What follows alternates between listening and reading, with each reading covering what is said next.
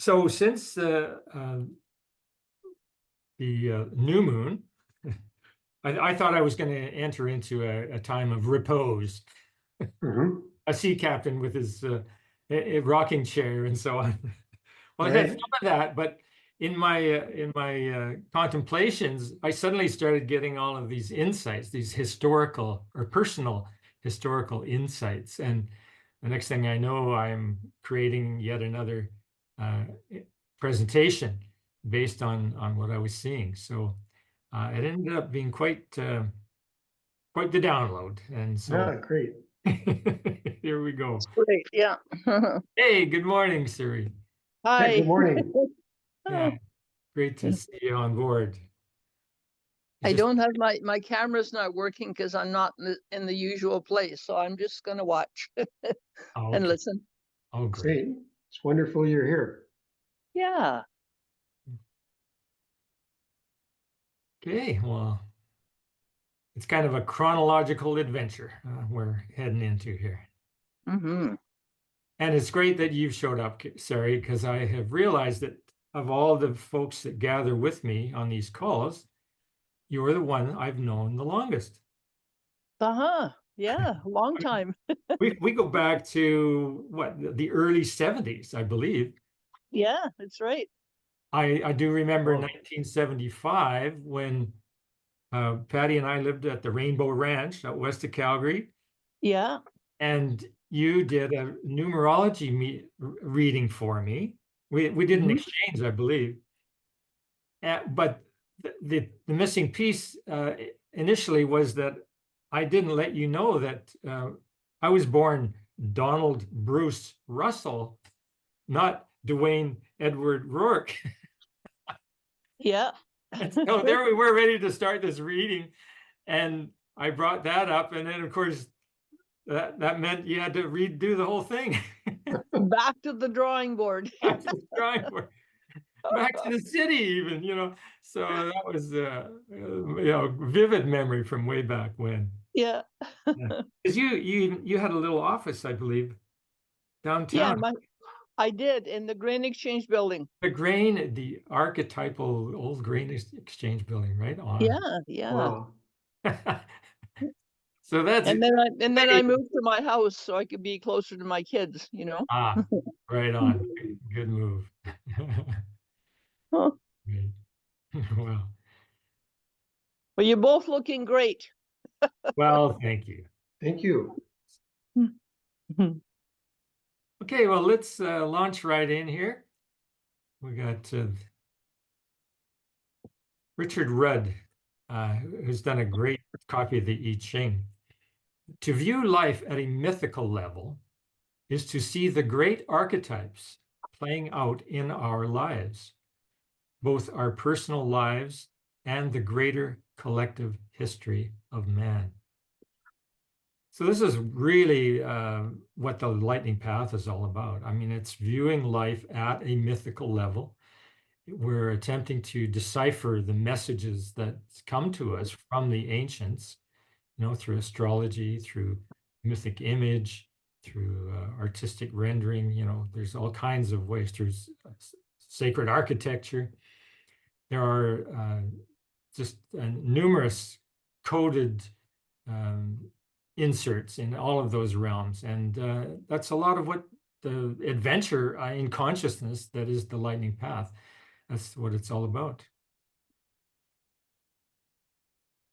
So my first entry into this really mythic, symbolic realm came with my introduction to Dane Rudhyar. And the first of his many books that I acquired was The Lunation Cycle. And this is where he brings forth a teaching around the lunation cycle, which is the synodic cycle of the moon, the 29 and a half day cycle that has its many phases and stages. And Rudhyar conveyed a teaching that encompassed all of those different phases. So what I realized at the time, and I was quite excited about, was that I could actually track the interior unfoldment of the lunation cycle, and I could relate that tracking to my day-to-day life. And what I was inspired to do at the time was to set up a lunation journaling practice. So what that meant was that just using simple 8.5 by 11 sheets of paper, I would keep track of course, when the new moon was, when the first quarter moon was, when the full moon was, and so on. And I did that consistently, just taking notes, doing my research and consolidating it in my journal. I started doing that in 72, and there's been gaps since that time, but I do have a heck of a lot of journals all filed away and recently digitized to where I have this tremendous personal resource on my personal history, but it's a history that's woven into the larger collective journey that we've all been on.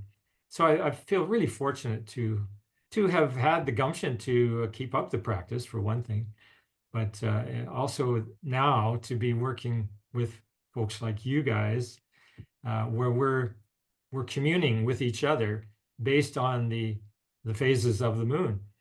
And that takes me back to the early 70s once again, where I was learning about the lunation cycle. That was from 1972 onward. Well, in 1975, I received an invitation by way of a networking group out of Los Angeles. I received an invitation to participate with Hopi Indians in a global earth healing ceremony. So this was taking just as this image here portrays, I'm moving out of just the personal realm into this more mythic realm, not with the Egyptian symbology or mythology at that time, but with the Hopi. And there was a fellow, and there he is, a picture of Thomas Ben-Yakia on the left. In 1976, I'm age 27, and I'm receiving an invitation to participate in what they called an earth healing ceremony. And this was to take place in Vancouver at that time, because there was a United Nations conference on human settlements. And the Hopi attended that gathering not as participants in the United Nations venture, because they were not invited to that. However, there was an alternative event called the Forum, the Environmental Forum, I think, or something like that. And so that's where they at Jericho Beach, they established their core, their center, and then they had invited me and many other people worldwide to participate with them in this healing ceremony. And the timing for it was to be exactly at the full moon on Nice. June 11th. So there I was with all of this lunation cycle teaching absorbed. And then suddenly there's the Hopi, and they're inviting me to a full moon event. That's pretty cool. Inviting my participation, to do whatever it was that I felt was appropriate. Well, I'd never done anything like this. But I just opened up, and suddenly Mount Yamnuska, which you guys might know. Oh, yeah. On the way to Banff, always a favorite mountain of mine. And well, it just said, yeah, come and climb up the mountain for full moon. So there I was. And so I started putting out, a little inviting people to join me. And by the time we got down to the day, I think there were 18 other people with me. And there you see on the right is some of the documentation that my good friend, Chuck Steak, as he was called at the time, otherwise known as Don Maybe, he and I really brought the whole thing up a notch. He initiated what was it called? an art, what was it? Anyway, mail art exhibition. That's what it was. Okay, mail as in M-A-I-L. So he had a global network already established at that time. This is before the internet. But he had a network of other artists participating in this particular way. And so this was some of the documentation that came out of that. And he set it up in my barn at the time. I had all of these submissions from all over the world. So it was really quite a wonderful event. It never got big press or anything, but it was really authentic, and I'm so glad to have been a participant in that. It really sensitized me to the Hopi message, which is profound, and it really affected me as a young man. So coincidentally to that healing ceremony, within the next year, asteroid Chiron was discovered. So the discovery of asteroid Chiron just months after the Earth healing ceremony marked a significant moment in modern astrology and astronomy. Henceforth, Chiron has been considered to be a bridge between the inner and outer planets, thereby linking personal and transpersonal realms. So this whole event, this Earth healing ceremony, to me, that was a very Chironic venture. It was showing, what can be done in a healing way if people put their heads and their hearts into it. We have this archetype coming out of the West as an exemplar of the healing that's possible when individuals take charge and bring themselves forward. Now, Robert Boissiere he lived in Santa Fe. I ended up meeting him and spending time at what was called the Bluebird Kiva. And he had, as a Frenchman, lived with Hopi, married a Hopi woman, and took on the teachings of the Hopi. And later, towards the end of his life, he consolidated a lot of his awareness about Hopi, about Mayan, and of course the Western esoteric traditions. And he consolidated all of this into his book called The Return of Pahana. Well, it turns out that the Hopi figure of the healer that was Pahana is on a return trip to the Hopi land in the modern era. This is a returning archetype, just as he discovered the Mayan feathered serpent, or Quetzalcoatl, or Kukulkan as it's called. Boissiere was equating the two, saying that fundamentally this is the same archetype.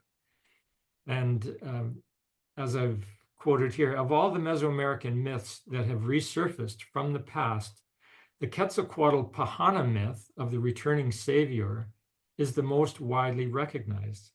It not only underlies the entire esoteric and mystic past of Native America, but it is astonishingly similar to the Old World myth of the Second Coming, which has its sources in Chaldean, Sumerian, Babylonian, Assyrian, Greek, Egyptian, and Roman mythology. These myths are all precious time capsules waiting to be decoded by seekers with a new eagerness to unravel the mysteries of life. Well, I certainly have counted myself in on that. I've been, it's what I like to do. So I've learned a lot about the feathered serpent over the years, and this particular book is really a prime. If you have the interest, I highly recommend it. Laurette Sejourne speaks passionately about the feathered serpent archetype. In Burning Water, Sejourne portrays Quetzalcoatl as a symbol of the highest spiritual ideals in Mesoamerican culture. Quetzalcoatl, the feathered serpent, represents the union of opposites, earth and sky, matter and spirit, highlighting the interconnectedness of all things. He is seen as a cultural hero and bringer of civilization, embodying moral and spiritual virtues like wisdom, self-discipline, and compassion. Quetzalcoatl's purpose is to serve as a guide for personal and cosmic transformation, leading individuals towards spiritual enlightenment. He acts as a mediator between the gods and humanity, ensuring balance and harmony in the universe. Well, over the years, I've certainly seen this archetype come forward, and most prominently came forward at the time of harmonic convergence. So we have this union of opposites. Over the years, I've developed my own approach to a humanistic transpersonal astrology, which provides the same kind of guidance that feathered serpent archetype brings to us. So it is kind of a feathered serpent lightning path form of astrology. And as Dane Rudhyar puts it, this is a guide through the chironic process of transforming our solar I into our galactic we. So our solar I is what is encompassed by our ego. And when we transpose that into this series of planets, we have from the sun out to Saturn. This is the egoic realm of the solar I. Then we have now, since 1977, we have Chiron as the key to bridging that solar egoic realm with the transpersonal domain of Uranus, Neptune, Pluto, and beyond, ultimately to Galactic Center. So this is the lineup, and Chiron is the key. Well, on March 3rd, 1986, 14 years after beginning my lunation cycle journaling, I experienced an unexpected full-bodied initiation into a transcendent realm of archetypal symbolism informed by the Tzolkin, most sacred of Mayan calendars. This experience put me into direct resonance with the 84-year orbit of Uranus around the sun, a resonance I have been tracking ever since. So this is ultimately the core orientation of anyone taking up the lightning path as a path worthy of attention. So I'm learning about the lightning path, or the symbology of the lightning path, primarily through the teachings of Jose Arguelles, who brought the whole Mayan calendar to the fore prior to Harmonic Convergence in 1987, which really brought it in a big way to thousands of people all over the planet. But here I was, prior to Harmonic Convergence, already becoming empowered by the symbology of the Tzolkin. So that was all started there in March of '86. So here's an image of the complete Tzolkin. So along the bottom, we have the 20 hieroglyphs. And above that are the numbers from 1 to 13 in Mayan notation. From 1 to 13 times 20. So this is the 1320 time, as we speak of. And this image depicts my entry into the grid in the upper left-hand corner in 1986, And, that empowering moment was accompanied by a song, which was off the Beatles, the Lucy in the Sky with Diamonds. And and the whole Yellow Submarine. I mean, I literally was getting this music in my head as I was going through this really transformative infusion of my whole being. And I just love how that brought some levity to the whole experience, which persists to this day. So, but one of the things that this image of the submarine has indicated to me is that ultimately this lightning path work that I'm pioneering, it's not that this is here to change the world, but it is here to change the world of a small group of people who are self-chosen in their endeavor to go deeper into this realm. So I don't get stressed out about, oh, there's hardly anybody here. I'm I'm failing at getting the message out to the whole world. This is life-changing. I can settle into this place of, I get to take this magical journey with a handful of friends, and we're on an adventure in consciousness, and that's just who I am. So it was great. And people can catch it on YouTube. exactly, and also BitChute and what's the other one? Right. Different channels, and which is just great. I just love that it's we've got this technology. So there I am. I'm being given a map of consciousness in that March 3rd experience, and there's the footsteps are indicating this journey. Well, when we get over to the right hand side here and we see harmonic convergence, so I was able to anticipate the fullness of what harmonic convergence was all about by looking at my map. And this map indicates that on July, was it the 18th?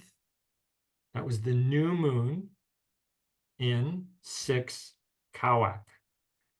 So I'm already framing harmonic convergence as a 6 Kawak kind of event. So 6, like the 6th chakra. This is the time of vision. Kawak is all about sudden transformation. The lightning bolt of inspiration that can come. It, as a global event, was very much that. It was for most people, it was a sudden, like, kaboom, something's going on here. People are gathering by the tens of thousands at sacred sites all over the world. Something's going on.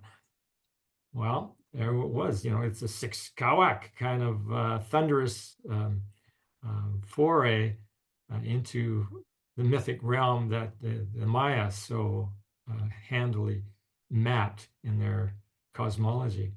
And we're on board, me and a relatively small group. Here is the event that I facilitated for the Calgary area. We're out at that's Mount Yamnuska, off to the left there, and the group that gathered, which I don't know, we're 40 or 50 people. At sunrise, we had driven out from Calgary.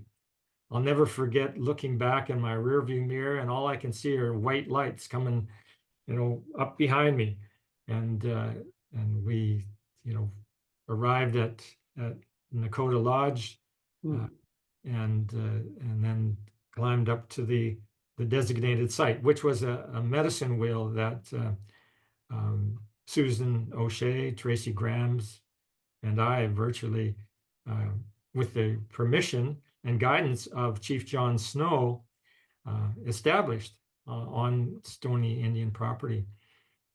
So it was a wonderful gift for all of us.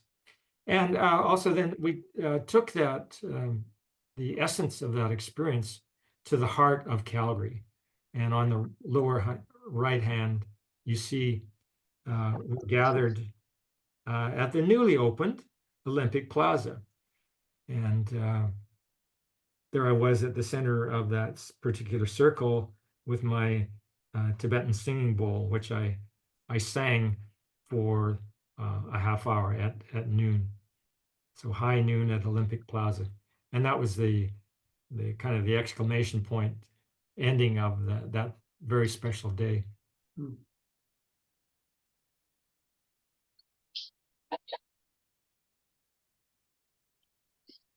So as I understand it, there is a dream of harmonic convergence that was really established at that time.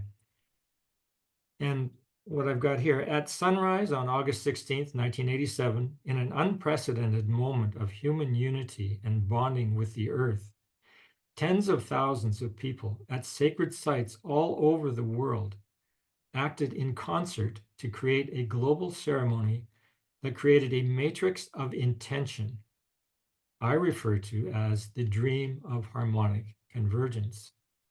A new morphogenetic field was created that day, as millions more people were touched by extensive media coverage of the event. Behind this tremendous outpouring of human aspiration towards wholeness was the prophetic return of Feathered Serpent, mythic Mesoamerican god of civilization, created in peace, harmony, and attunement to cosmic order. So as far as I'm concerned, the dream of harmonic convergence persists. And we have the opportunity of embracing that particular, the myth of the feathered serpent and bringing it more to life. That is the opportunity at hand. Now, when we get into this mythic realm on a planetary scale, we start to get connections between previously unrelated, seemingly, realms of symbology. So here in this slide, we have, and I'm correcting myself because in my last presentation, when the hieroglyphs were involved, I mistakenly took the duration of the event that we were looking at to be during the 2 Manic moon, but in fact, it more precisely was a 3 LAMAT moon, which was the next one in the series. So I'm taking the 2 actually as related, but it's the 3 LAMAT hieroglyph that we're focusing on here now. And the reason is that in my research, along these lines, I came across the book Shift of the Ages by David Wilcock. So according to David Wilcock in Shift of the Ages, the July 17th, 1991 Barbury Castle crop circle is of significant importance because he interprets it as a deliberate communication from higher intelligences or extraterrestrial beings.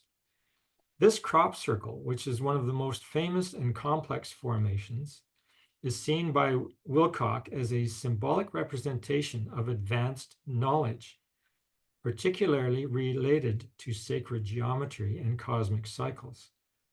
Wilcock suggests that the design of the Barbury Castle crop circle encodes information about the imminent shift in human consciousness and the arrival of a new era.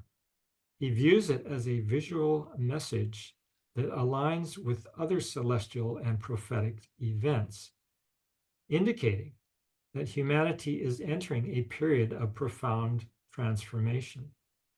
The crop circle's intricate geometry is thought to reflect deeper truths about the nature of the universe and our place within it, serving as a catalyst for awakening and spiritual enlightenment. Now, the last couple of presentations that I've done have involved an exploration of bringing this image to life through the Sabian symbols, and through the Tzolkin, and having it be referenced to individual persons, like myself, like Steve, Sophia, Barbara. We have been looking at how our birth charts, in fact, play in to the dynamic that's illustrated in this particular crop circle. So July 7th, 1991 was the day this appeared. And as I was saying, it in fact was 3 LAMAT. Now, according to David Wilcock in Shift of the Ages, oh, this is a duplicate. I'm sorry. Yeah, I've duplicated the text on that. So we'll just skip to the next. 3 LAMAT. So now looking at what was 3 LAMAT all about? If this crop circle is arriving at during that particular lunation cycle, is there a correlation?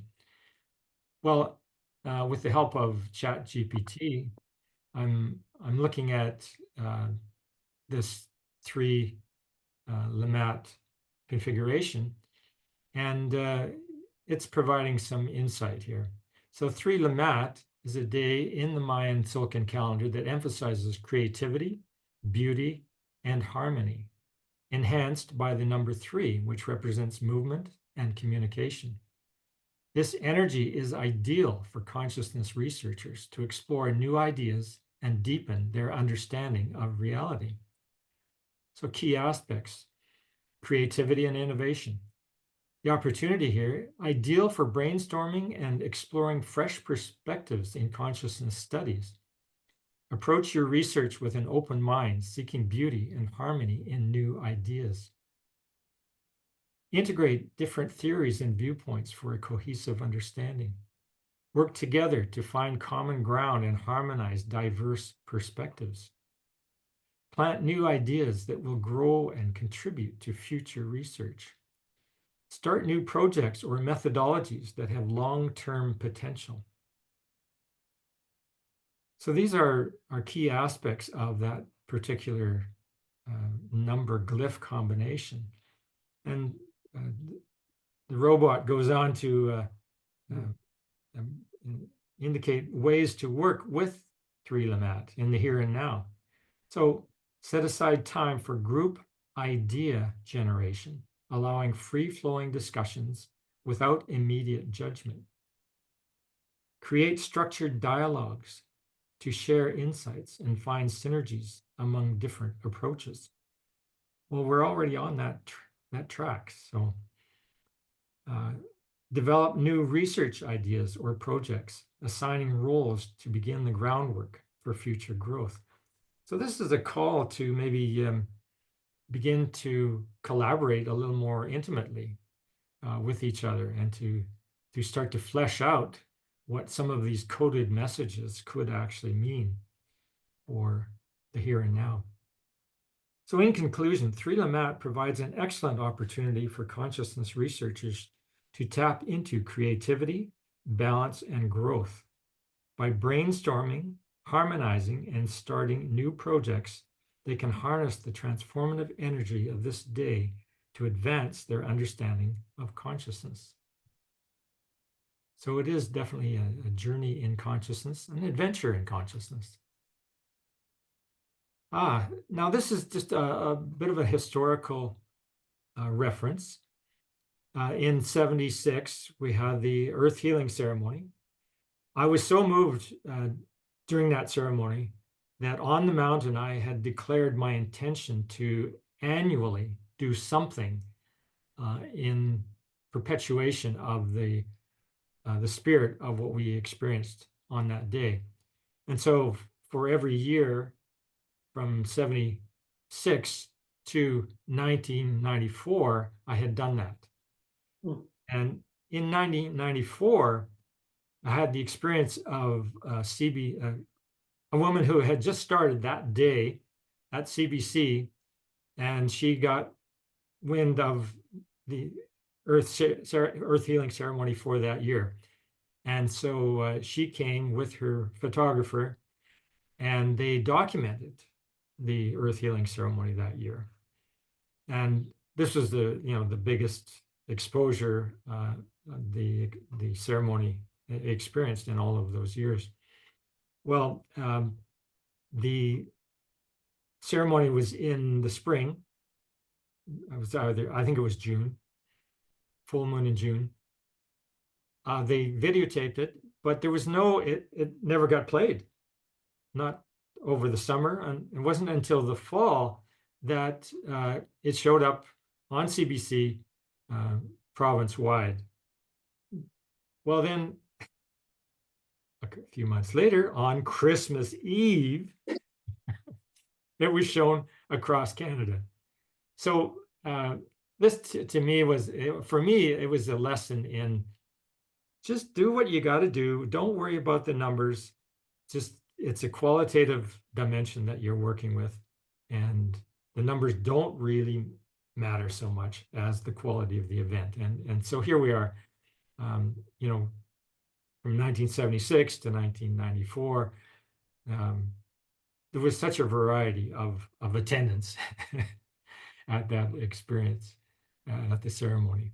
And so 94 was not the end. I continued on. I think in total, I did about 25 years of annual ceremonies. And over that time, I actually changed residences. And when I then moved out to the coast, to Vancouver, and then later to Cortez, it was a whole different environment for me, and it just never mounted that level of engagement again. But I had put in that initial foray and fulfilled, whatever role was appropriate. Now, another, getting back to Tzolkin connections to celestial events. Well, we have in 1999, August 11th, 1999, there was what was called the Grand Cross in fixed signs. So this is looking into the zodiac as a circle of 12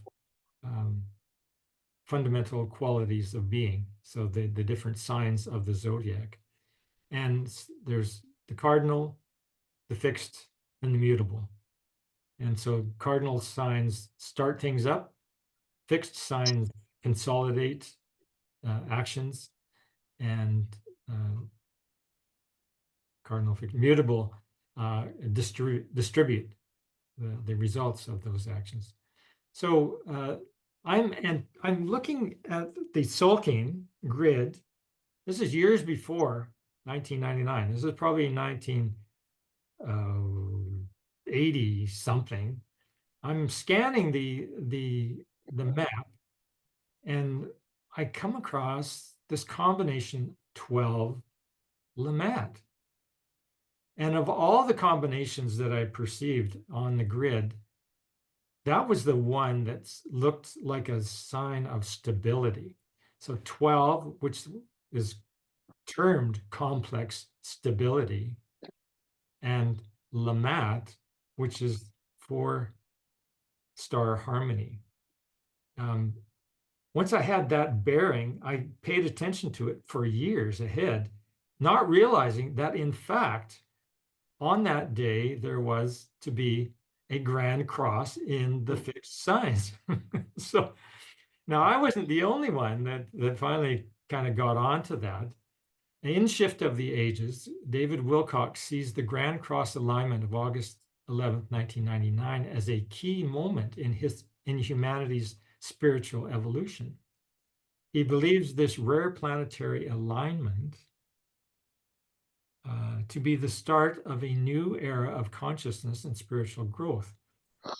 Wilcock connects the Grand Cross to ancient prophecies, viewing it as a gateway for global awakening. He argues that the alignment's energies accelerate human consciousness evolution, guiding us toward greater awareness and unity. Wilcox sees the Grand Cross as part of a larger cosmic plan leading to a prophesied golden age of higher consciousness and spiritual integration. So Wilcox has an extensive website. He's written several books, and he's definitely considered to be a world authority on this sort of thing. So here we are, 12 LAMAT. Grand Cross, August 11th, 1999, occurred during a 12 LAMAT lunation cycle. So there we are. We're contextualizing this particular event. And the thing about it was that the trigger point that brought it all together in one ginormous thunderbolt was the exact new moon. So there was a solar eclipse on that very same day. So it really was an awesome day. And I'm so glad that on Cortez Island, in association with a couple of other gals who were into astrology, we did our own little August 11th Grand Cross gathering. And there were maybe a half dozen of us all together. But once again, it's about the quality of the encounter. And that was really a full meal for those of us in attendance. So this particular 12 LAMAT combination acts to this day as a reference point for me. It really tells me that the map that I'm using is very definitely connected to the dynamics of the solar system. This is an ongoing cyclic return kind of experience. And I'll be interested to see how other 12 LAMAT sectors show up. I have no idea at this point what that is going to look like, but there will be another one. So the Grand Cross of 1999 formed when 10 planetary bodies gathered into a quadrature, linking only the fixed signs of the zodiac.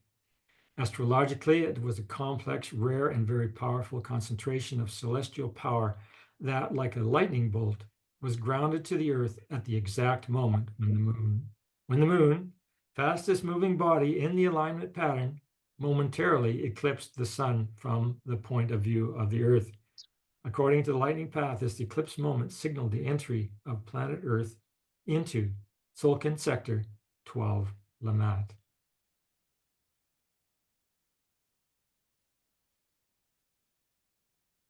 There are a number of reasons why I consider this Grand Cross alignment to be a significant one. And I've told this story in advance, years in advance of its culmination. This particular combination of glyph and number, one of 260 possible, stood out to me like a beacon. It combined complex stability, number 12, with cosmic harmony, LAMAT. And to this day, I can think of no more apt a combination of Tzolkin number and hieroglyph to represent such a complexly stable celestial phenomenon as what transpired with the Grand Cross of 1999.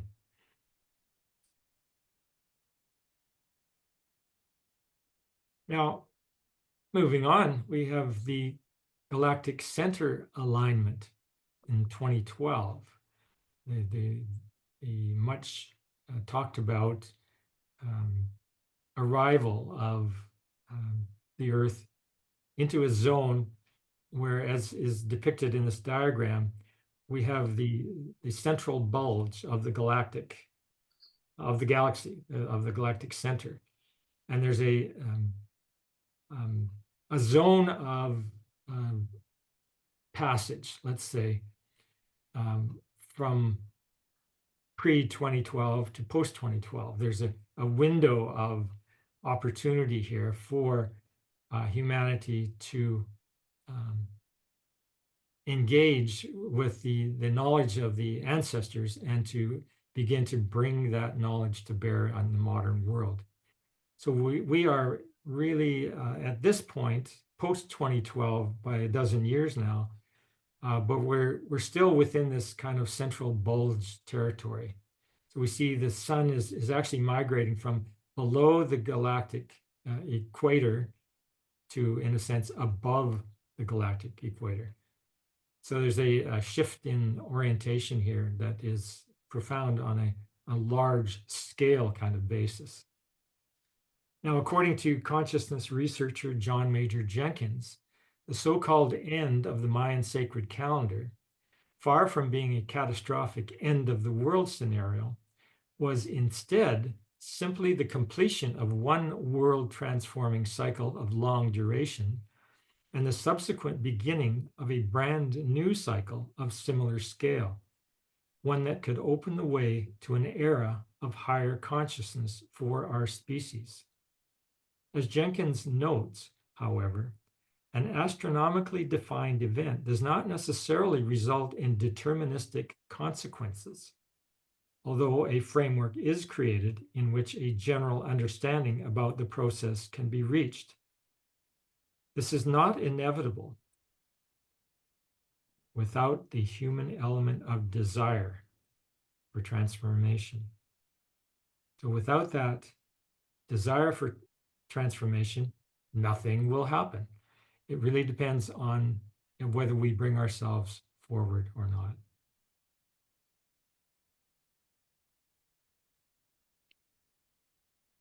According to independent Mayan scholar John Major Jenkins, Mayan astronomers tracked the precessional cycle using what is called the long count calendar.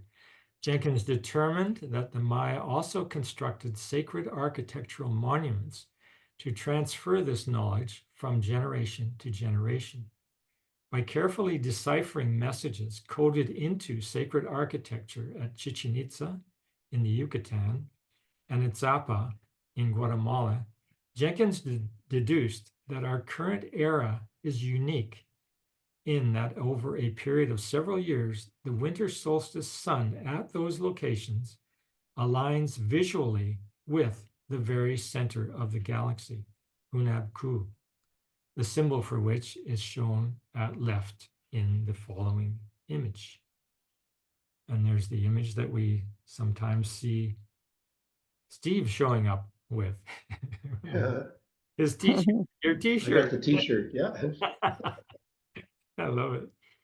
Well, John Jenkins was a major researcher and spokesperson for all things 2012.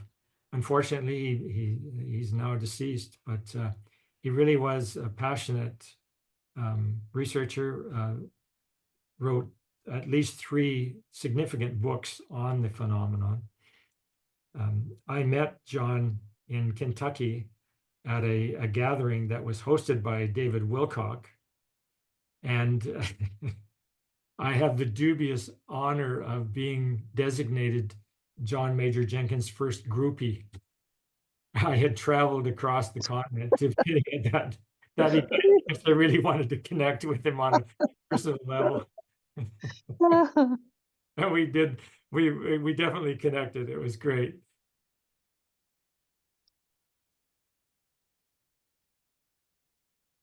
So in his book, Journey to the Mayan Underworld, Jenkins shared his understanding of the universality of the Tzolkin and its far-reaching purpose. And this is the Tzolkin, this is what is at the very core of the whole of what is the lightning path. And as he says, a few of the day glyphs represent the guardians of dormant faculties with our minds, or the guardians of sleeping energies that awaken during shamanic journeys to the spirit world, or during periods of spiritual growth in general that we may experience in our lives. They are the threshold guardians of the doorways to the cosmos. These energy entities are such an obscure mystery to our modern ideology simply because within Western man, these potentials remain dormant throughout life.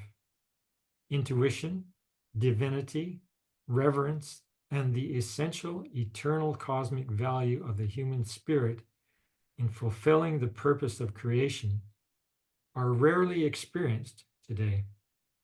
The value of heart, of flowers, of beauty, of love.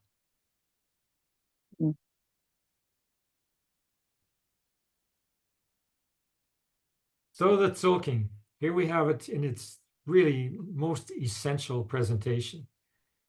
And what I've been working with over the last month or two is what is called the solar kin number. So, and we've had that presented somewhat in some of the past presentations. Now, I'm looking to flesh this out a lot further over the next few months here, because I really think it's a very vital symbolic reference point that can put us in a good place for further exploration. So, as Arguelles said, at the core, each man is the center of his own compass and experiences his own cardinal points, north, south, east, and west. And so the image is here evoking that notion of centeredness, that each one of us has a mandala of selfhood, and that it has orientation in the world. And now the Maya have been for centuries using this reference point of the Tzolkin and of the where the sun was in reference to the Tzolkin on the day of a person's birth. So if we determined, so using lightning path astrology, first thing we do is we create a birth chart for an individual. Then we take and determine from that chart what exactly was the zodiacal position of the sun at that moment of birth. So once we have that zodiacal position, so in degrees and minutes, we have to then transpose that into a decimal notation. And once we do that, we go then we round it up to what ends up being the solar kin number. Then we come to this chart and we locate the number and the glyph associated with that particular astrologically determined reference point. So each one of us has a solar kin, and what I've discovered is that the Chat GPT can do a very good interpretation of that's a particular symbolic combination that is so intimate to each one of us. So, as Dane Rudhyar says, your birth chart is the message of the universe to you, a message in the celestial language of symbols, but it can be deciphered. But it can be deciphered, decoded, and decoded. Astrology provides you with the means. So this notion of the solar kin is part of the journey of deciphering and decoding the fullness of your birth chart. So in his book, When the Sun, or actually, this was from an article he wrote, Dane Rudhyar wrote, When the Sun is Seen as a Star. The lightning path is a transformative gateway. So taking what Wilcock is up to, taking what Arguelles is up to, what many of us are up to, is a rich path of transformation available to us. And the more that we work together, the more likely we are to stay on track. So as Rudhyar says, a transformative kind of activity always has its place in any formal system of personal or collective human organization, and symbolically, in the organization of any sun-centered type of ordering. Neither is it absent from the biological level, where it manifests as the capacity for mutation in every living organism. It is present in the world of the biosphere, because at the core of the planet Earth, there must be a point at which the action of the galaxy is felt.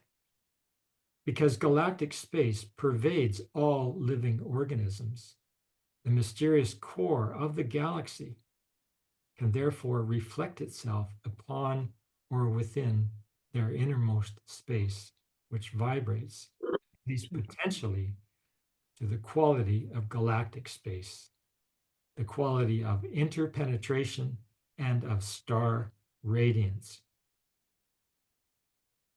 So here we have this, to me, the notion of the solar kin speaks to this quality of interpenetration and of star radiance. So for each one of us, there is a kin number, which takes up residence in the Tzolkin, or already has residence there, and we're vibrating to it. Now, this is a new graphic that I came up with just the other day. Still getting to know it, but what it is my particular solar kin is 7 LAMAT. So it just happens that 7 LAMAT is at the top of this particular temple of star harmony. So for me personally, this is another layer of symbolism that I can apply directly to my personal life, if I so choose. There's a wealth of information here for me about my particular role in the larger cosmic ritual that we're undertaking. Each one of us has a temple like this to relate to. And what we're seeing here is that we're starting to take specific aspects from our birth chart, transposing them into the Tzolkin, and thereby making ourselves, we're putting ourselves in touch with this whole other realm of symbolism that the Maya have laid out for us. And not just the Maya, but all Mesoamerican cultures have made some use of the Tzolkin. It's just a very pervasive spiritual tool that has served for millennia. And here we are now in this modern era, starting to decode the messages that the ancestors have, in fact, laid down for us, not only in the Tzolkin, but in the sacred architecture, and of course in the day-to-day songs of the shamans and so on. So now another thing about this particular image, if you look closely under each glyph, you'll see a date. Well, this is the looking ahead on the lightning path journey and seeing that as of December 30th of this year, we will be entering the Temple of Star Harmony. So I'm looking forward to a new moon convergence of our group here at New Year's. So it should be quite the fun encounter. Mhm. A very auspicious image to have arrived here at this time. Also associated with the image, and this, we have the figure of Neptune, of course, and Neptune's trident points upwards and to for Chikchan. So on March 29th of 2025, we have Neptune transiting to 0 Aries, and this coincides with on the Tzolkin for Chikchan. So as we get more into it, and especially as we get down to the exact moon cycle, we'll be contemplating the significance of for Chikchan in our lives. This I would say is a depiction of a major turning point for those of us on this particular journey.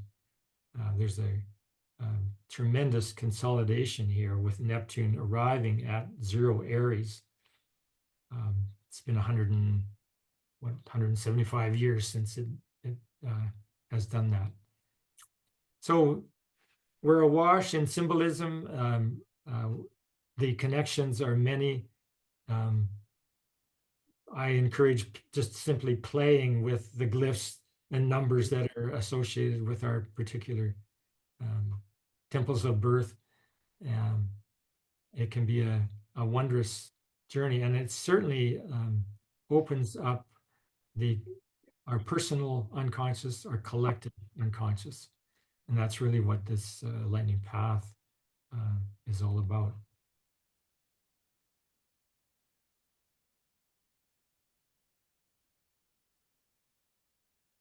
I already made that point. So there we are. For me, that's kind of pulling me deeper into my relationship to these symbols. I find that very auspicious that it comes up this way at this time.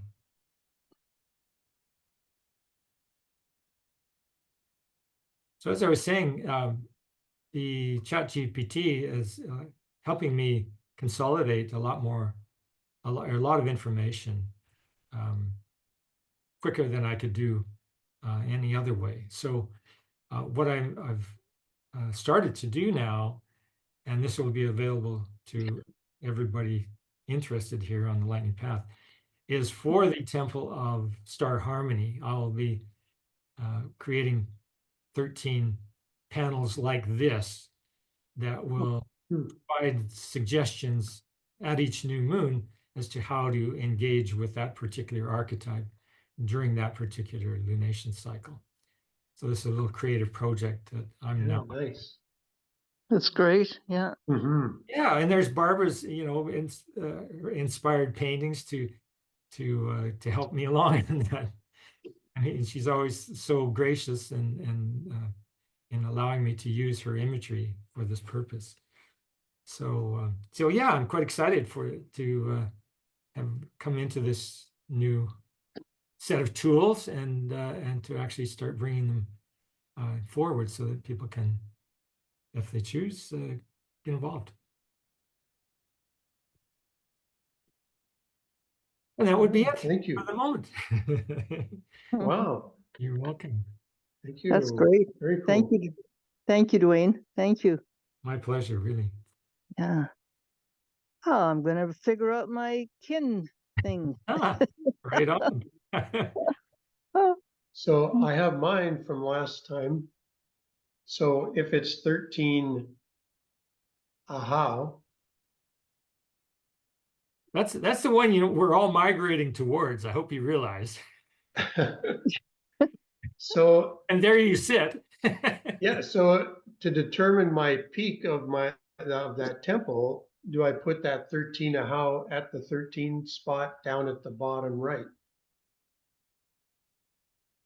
If that's my kin number, and yeah, your temple is different than your kin. So yeah, what you have is the monkey, the artist, the trickster at the 7th, and 13 Ahau is at the bottom. Oh, okay, that's what I was going to ask. So if I work that back on the glyphs, it'll end up with the monkey at the temple of 7, at the 7 point, at the peak. Yeah, if we got, there might, I'm a little. I mean, I'd have to reference the glyphs and work them back. Yes. From 13. It gets complicated sometimes here. I don't think. Glad I could help. These different domains, and they all connect, but they don't necessarily. This one doesn't necessarily connect without the way you're bringing it forward. I mean, we can check it right now. Yeah. Okay. So I go to my. I mean, I could, if I'm at 13, I can always work it back and say, oh, so what would this temple create? Well, yeah. Yeah. But I would be fascinated if it was Chuen. Chuen is.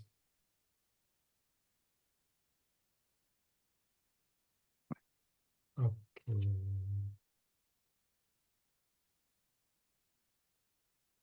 No, if you go from 7 Chuen, which is your Mhm. temple of birth, and move ahead, 13 brings you to 13 Kaban. Okay, Yeah. So those two reference points that you're bringing forward are not. that's different. Yeah, it's a different ballgame, different domain. So for my kin number temple, like you're showing with Neptune, Yeah. where do I place this 13 Ahau? Well, if we go back to that, the grid, the whole Tzolkin grid. Okay, so I Mhm. pull in at 7, 7, LAMAT. Yeah. you know, and then you pull in at 13 Ahau. Mhm. It's just, there's your grid, there's our two, everybody else has their own. So then Right. but we're all consolidated through this one particular focal point, which is solar kin. Right. We can actually take the whole birth chart and transpose all of the planets into the grid using the same process, Okay, that's another step. transposing, So Right. it's like, yeah, it just starts to open up and open up. Right. So just to get started with my 13 Ahau, I'm looking at your temple that you created with Neptune there. Yeah. So with my 13 Ahau, I would place that at the peak. I'm just curious how you got at that temple. Well, because mine is 7. 7 is the top. Right. Yours is 13. It's the bottom. Okay. So it just happens that if it had been the other way around. Yeah, but my 13 doesn't go back to 7 LAMAT as the peak. It goes, as you said, to 7 Kaban. Or 13 Kaban. Actually, Okay. Now I'm lost. yeah. And if we I go guess my to question 13, is, now that I've got my kin number at 260, that's 260 in the Tzolkin, yeah, and I'm 13 Ahau. I have that information now. Where do I go from there? That's what I'm asking. yeah. Now I can learn about 13. I can learn about Ahau, but I'm curious. You created a temple out of your kin number. Yeah. I'm asking, how could I do that? Oh, so just you would go to 13 Ahau Yeah. and count backwards. Okay. And That's yeah. That's right. you're gonna arrive at, for the 7th moon or the 7th feature, Yeah. 7 Ish. Okay. Yeah. So the That's shaman. okay. Here's the shaman. Okay. Okay. That's See? what I wanted to hear. Yeah. And that'd be great exercise for you to actually do, because you'll have an intimate encounter with each one of the 13 glyphs Right. that And all this spook together. is based on my kin number from my solar birth. Yeah. Yeah. Yeah. Uh-huh. Cool. And I'll be interested to see what you come up with. Yeah. Yeah. I know we're playing with Neptune at that 0 point coming up. Yeah, that's And I just had that feeling. I'm doing my wood puppetry, and I need a subject for my first either marionette. So I'm looking at Neptune. good. Would be an interesting one Oh, absolutely. to work on as we're working towards that timeline. Yeah.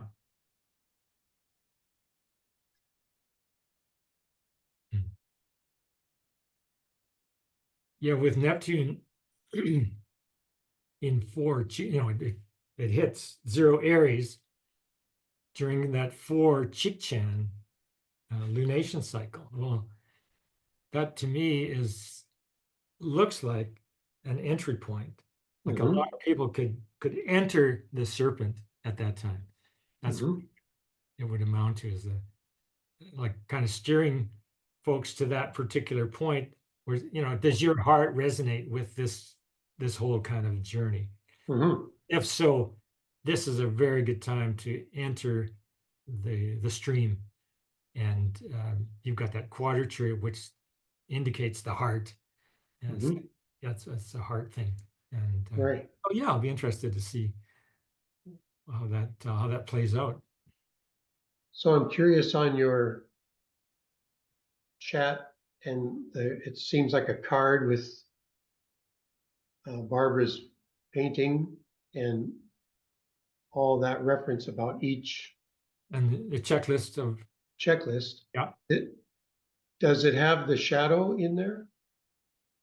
Not yet, but I'll definitely be including that. Okay, good. What you got was just a snippet of what I'm starting to work on. Oh yeah, well, it looked pretty full. It looks pretty good. When that first one came together, boom. Yeah. So I know there's the shadow for each. Yes. And I just bring that up because this week I'm doing my stone course. This week is obsidian. And that's really a transformative stone. But it's also the dark mirror to look at. Yeah. Versus the light mirror like a mica or something. So this dark mirror, I bought this obsidian, and then it's just getting to know it this week, and so I have it with me. I went up to the Parksville Sandcastle display. Oh yeah. Amazing structures made out of this sand. And this is like an annual event, isn't it? Right. Yeah. Okay. Yeah. And there's a judged event, plus there's the People's Choice. Right. And they had the Guardian of Light, this beautiful two crows and ravens, and the feminine. And there's also Gulliver's Travels. He's just totally collapsed on this village. It's just really well done. Wow. But I'm sitting in my car with my obsidian, and I look out when I park to go to the event, and it's I look out the windshield, and here's this black truck with a sign that says, "This is the way."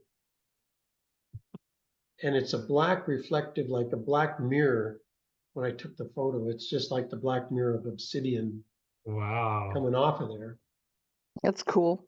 saying this is the way.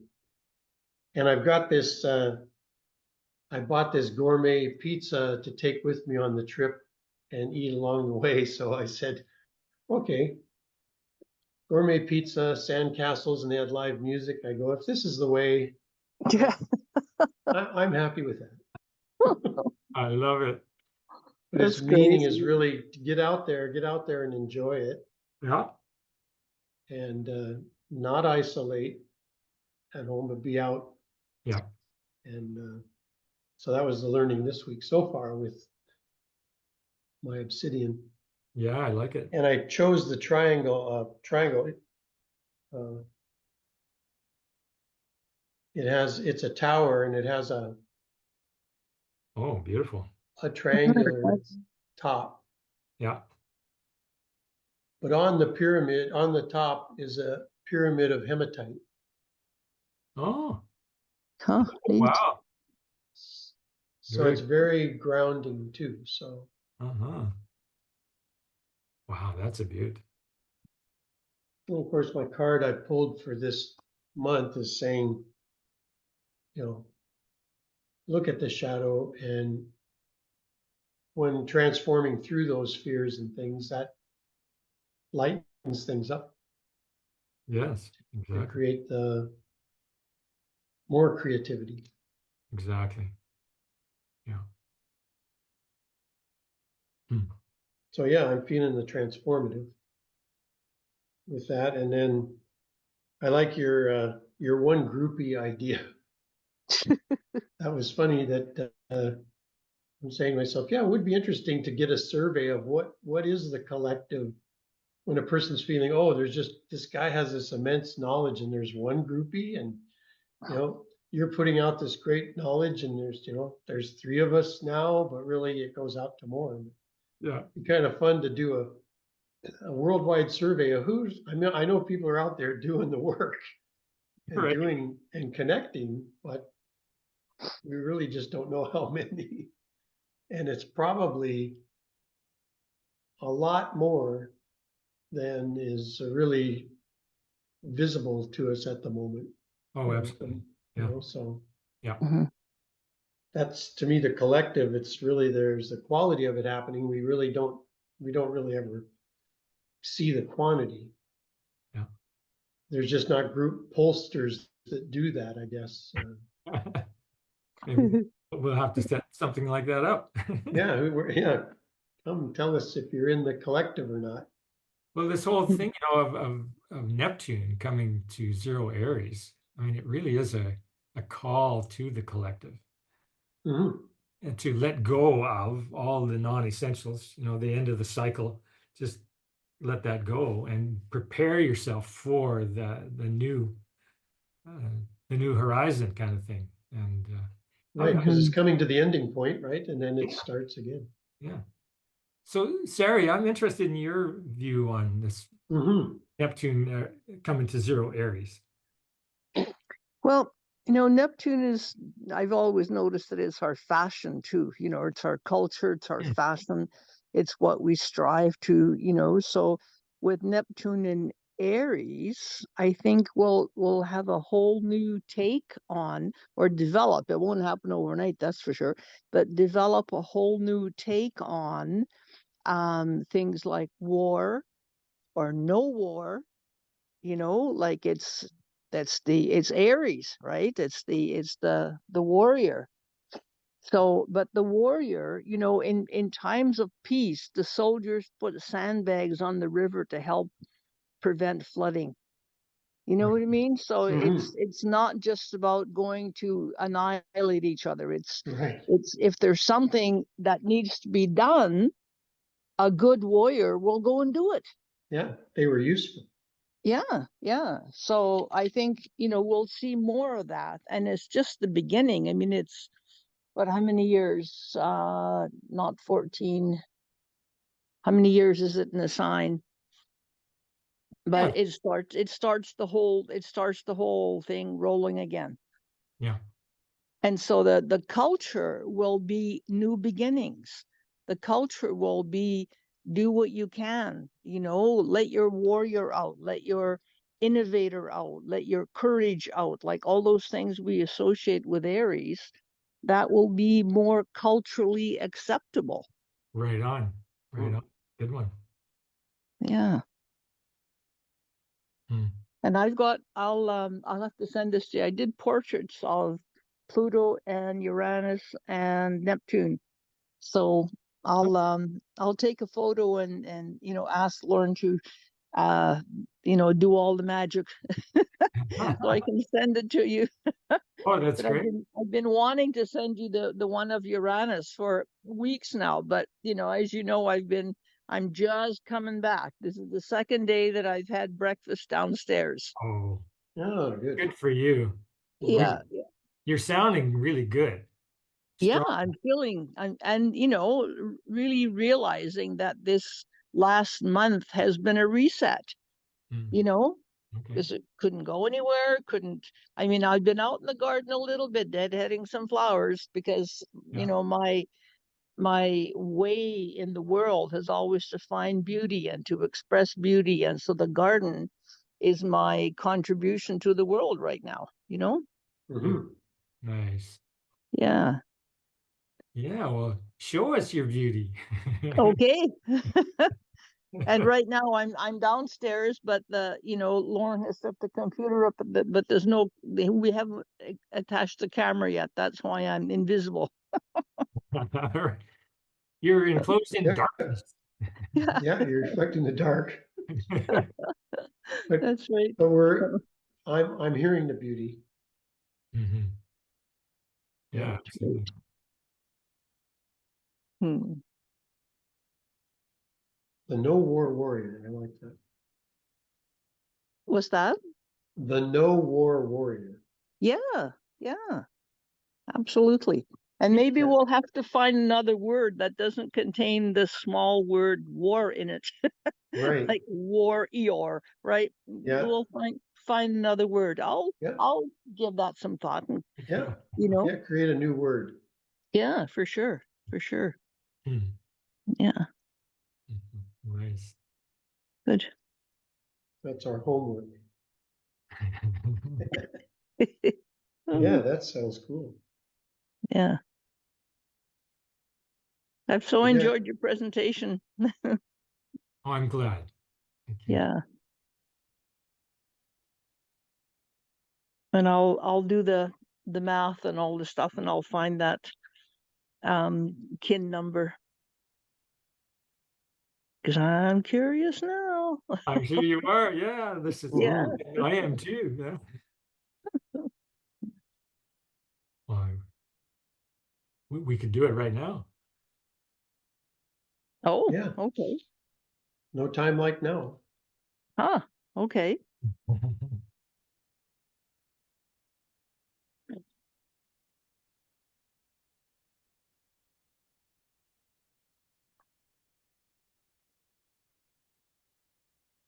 So, My son is the 29th degree of Capricorn. It's 28 Capricorn. I can't remember the minutes right now. let's see, are those minutes important? I wonder if I've already done this.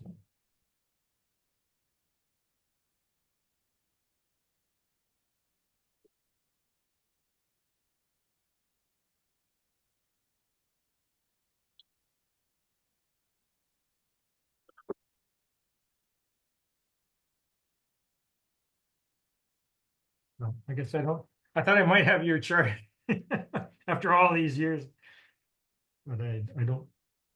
Well, that's okay. Yeah. So you said Capricorn Yeah, 29. the 28 something. Can't remember the minutes right now, but 28 Capricorn. Okay. Which is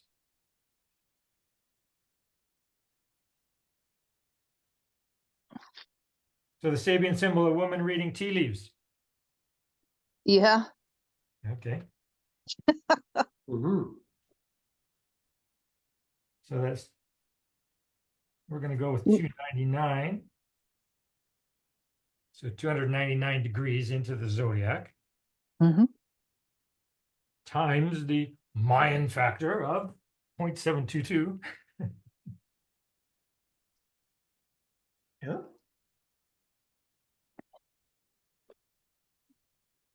equals 215.88. We round that up to 216. So then we go to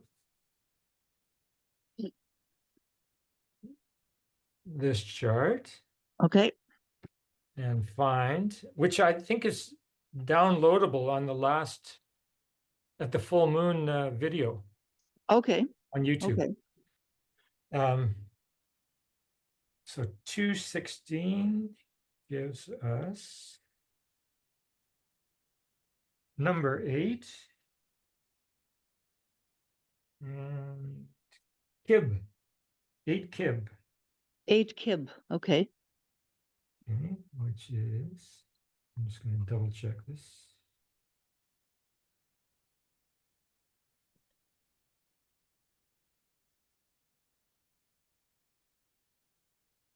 Yeah, double checks. Good.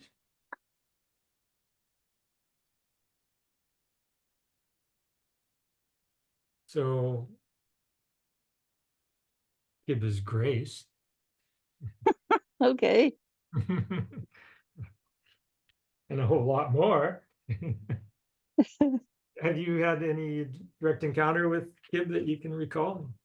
I can't recall. No. Yep.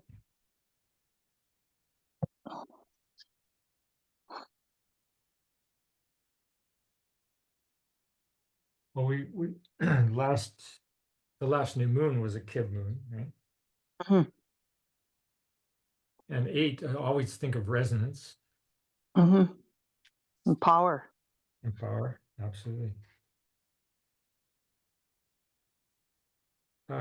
Keywords in the Mayan oracle: grace, trust, inner voice, galactic conduit, reception, mystic transmission, divine communication, cosmic consciousness, golden pillar, and the ferryman's staff. The what? The ferryman who has a staff that he Oh, right. Okay. Yeah.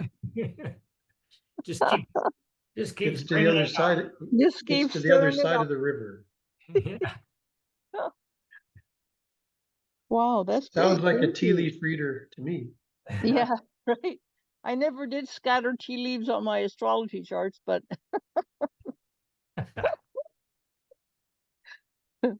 You did a lot of readings over the years, I think. a lot. Yeah. And I did new moon gatherings for 20 years. Well, there you go. Right on. Yeah, I did Wow. like, 2 in Okotoks, 1 in High River, 2 at my house. So I usually every month did 5 of them. Wow. And it was so great because, people who are friends today met at the new moon gatherings, right? So it's very touched my Connected. heart. Wow. And I think that might have been how you and I met, Steve. Would have been through the New Moon gatherings, or Closely right would be through New Moon Gathering. yeah. Because I go back to the 1991 where you show the crop circle. Right. That's when we would have met in one of your gatherings with all the, I think there was like, it seemed like a stilt walker or some things coming in. They were very tall into the auditorium. There was some event happening. Oh, right. The And I saw the brochure and I said, "Oh, I'm not sure what this is," but yeah, Looks that was the good. time where I was newly single, and I said, "No, I need to not isolate. I need to venture out. Yeah. What's going on?" Right. Oh, and then that's where I learned about my temple of monkeys, artists, and tricksters, Right on. and that's where we met. And then from there, then yeah, you had your new moon gatherings out at Bragg Creek Yes. eventually. Yeah. Those were great. Yeah, That's great. and we'd go out there and drum and play and observe your artwork unfolding. Good old Bear Creek. That was a great, great era. Yeah, it was a beautiful space Yeah, too. yeah. Hmm. But I see in this 1999, what did you have? A lot of things in your presentation occur in August. Mm-hmm. We're going just like Woodstock, which we just had the anniversary. A lot of August. Talk about a big gathering. Yeah. Oh, yeah, huge. Another August event. But after this Grand Cross 1999, then for me, like I'd been doing large group awareness trainings in the 90s. And then suddenly after 99, 2000, that's when I found Vipassana. Mm. And that was actually to go inward from there.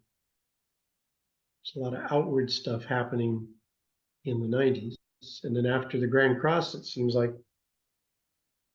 2000, that's when the Buddha showed up. Mm. But I often laugh at that 1999 to 2000 and the Y2K idea. Yeah. Craziness. Yeah. Everything's gonna, we'll be stuck in elevators and everything else. Yeah. And Oh boy. Sophia and I went to the ashram to kind of get away from that noise, Oh, good move.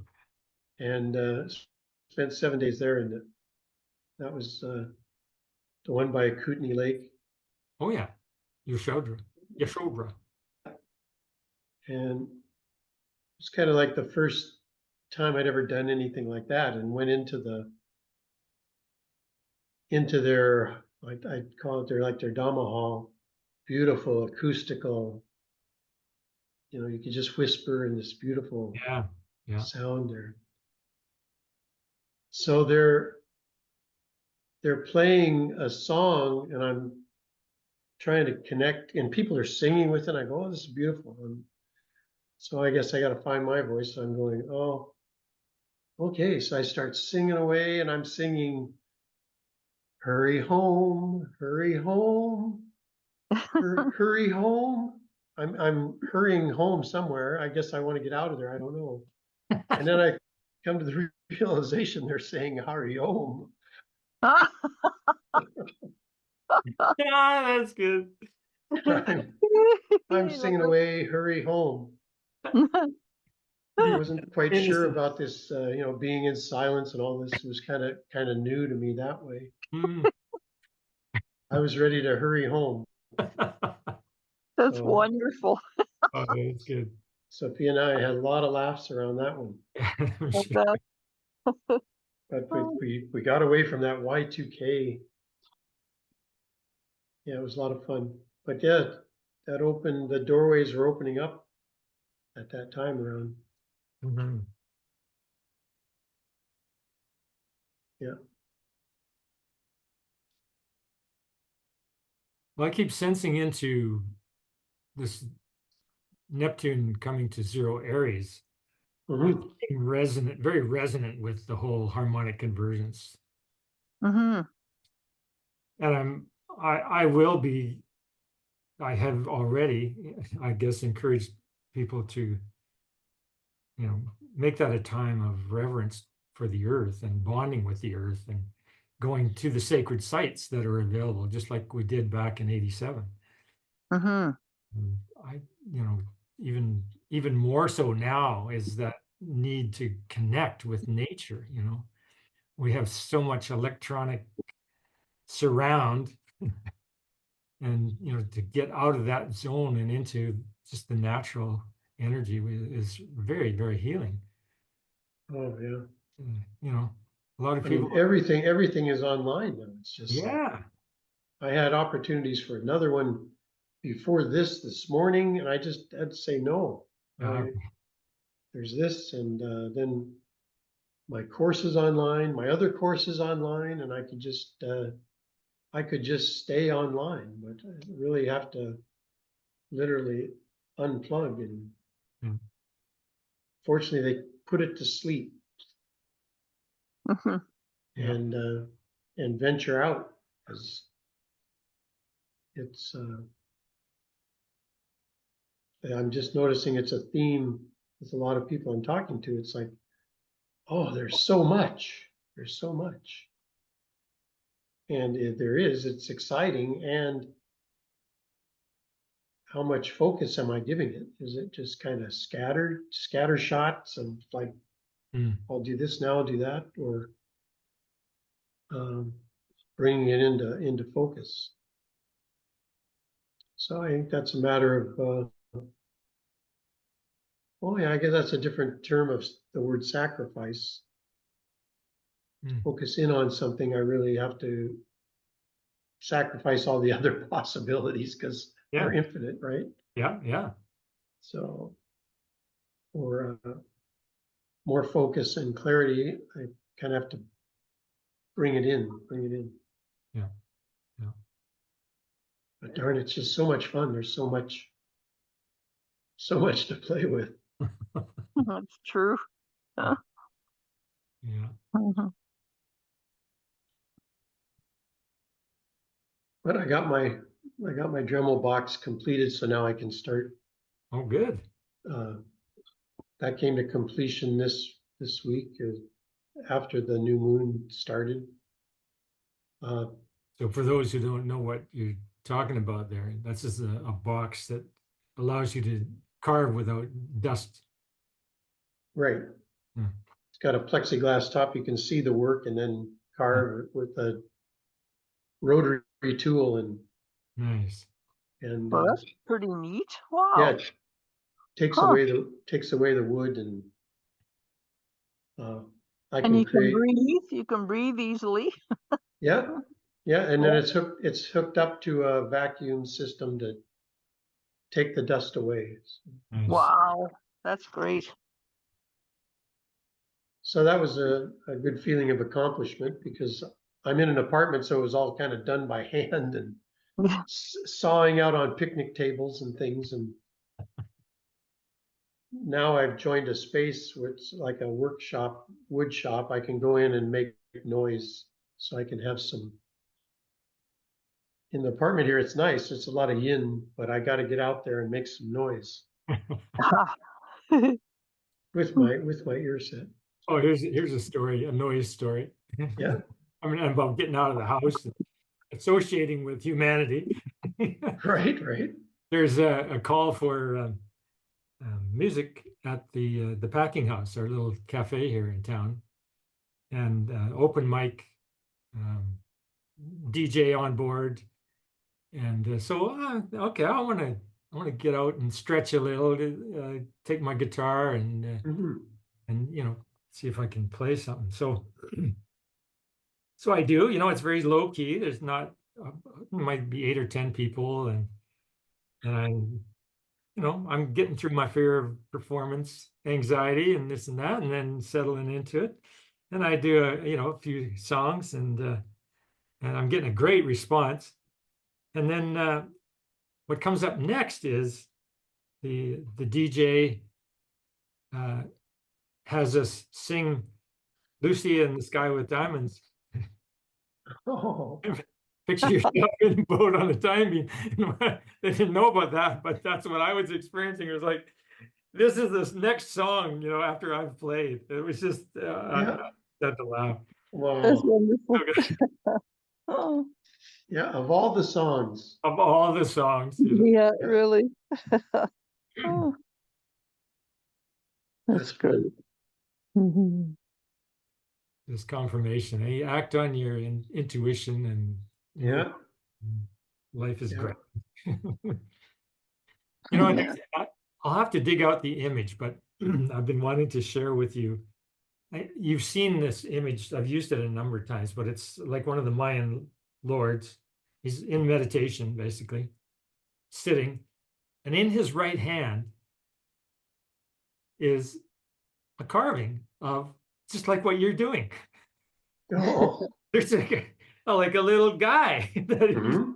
has some meaning in that context, and I would just love to know more about that particular image because it's a boulder. It's in Quirigua. It's carved on a huge boulder, which I've actually stood in front of. I got the vibe.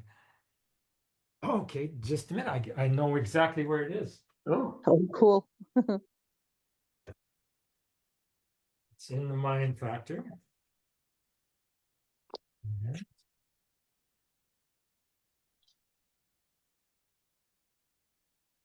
It was, feeling my resonance with this particular figure motivated me to go to Quirigua in Wow. Pahana. That was my solo adventure. Mhm. Oh man, it was just incredible. What a place Quirigua is. It's like a repository of all some of the treasures of the Maya, Mm. architectural and treasures that are many.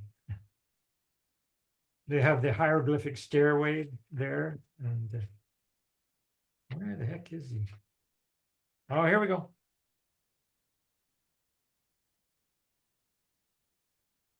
Ah, hmm. So you That's can great. Now, where is he holding it? Let's see. in his right hand.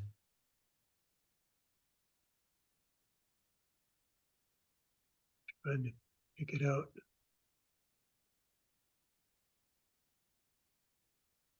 Oh, okay. Okay. Yeah, there it is with kind of a plume on top. Yes.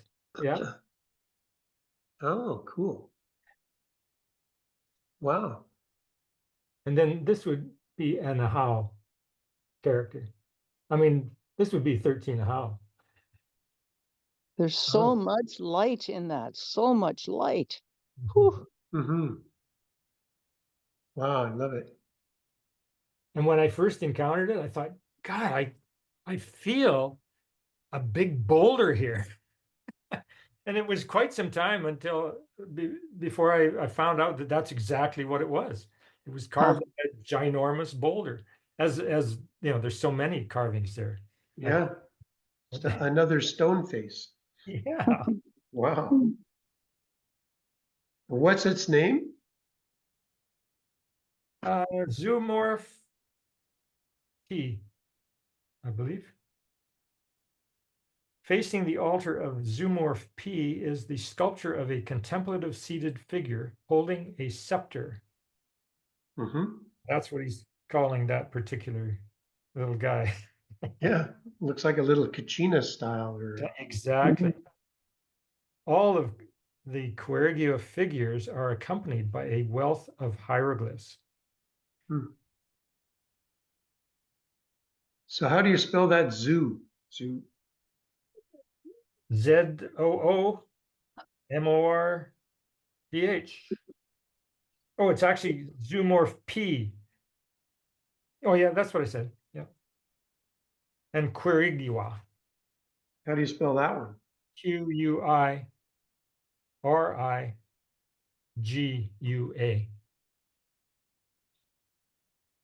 Querigua. Yeah. And Zoomorph P. Yep. Yeah, probably if you just put those coordinates into Google, you'll get images. Yeah. Yeah. Wow. Yeah, that could be my muse.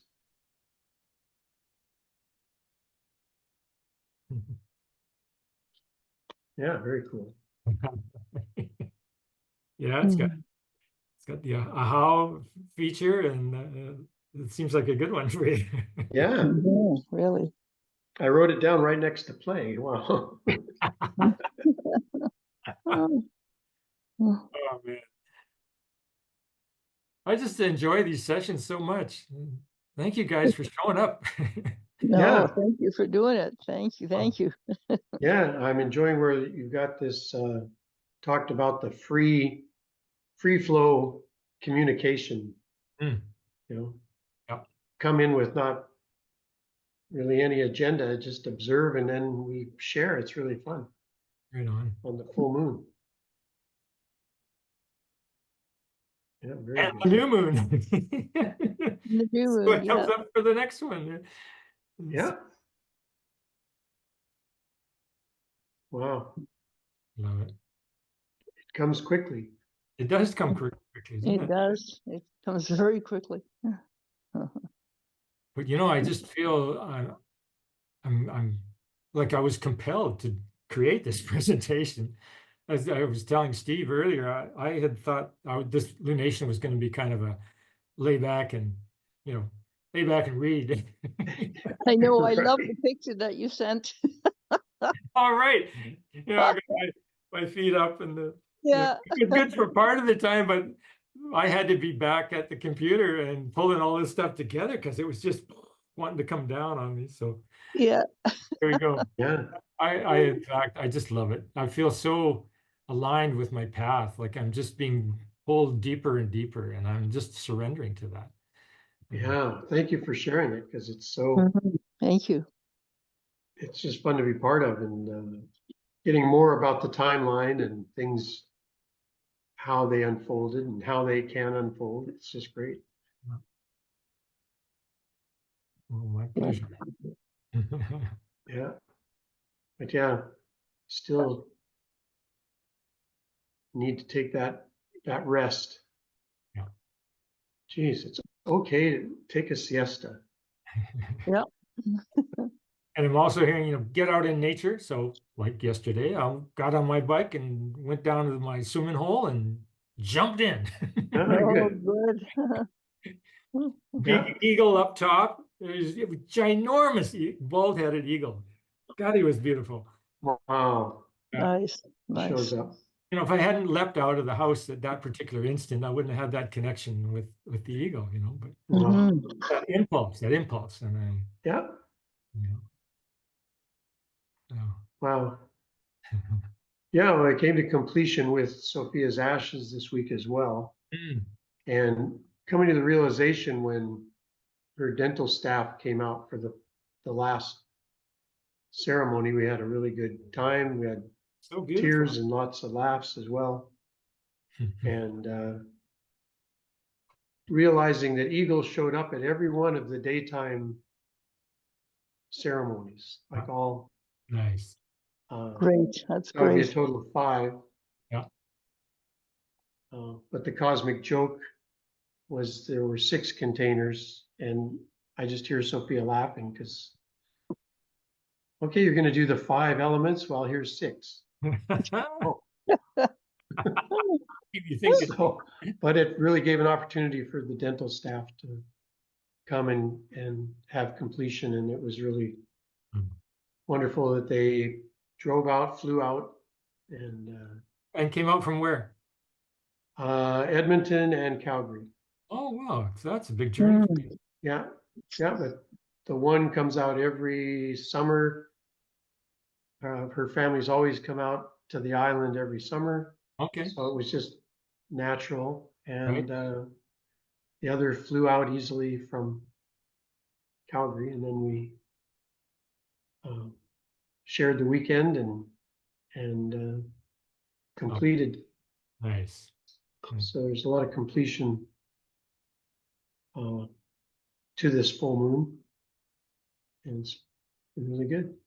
And eagles showed up. Yeah, I'm sure it was in the trees around, but that was at night. I didn't visibly see it, but I know where its roost is up in the trees behind. Nice. That's special. But that was at night in the dark with the aurora. So it was. Oh, right. Yeah, that was the metal ceremony going. What am I going to do for metal? And then the magnetic lights show up. Oh, wow. That'll work. Beautiful. Well, guys, we're at 2 hours. Wow, already amazing. Just Thank like you. that. My pleasure. Thank you so much. Thank you. Enjoy flying now towards the next new moon. Yeah. Mhm. Yeah. Okay. Yeah, thank you for showing up. Welcome. Love you guys. Yeah, You too. See you love soon. you. Bye. Bye-bye.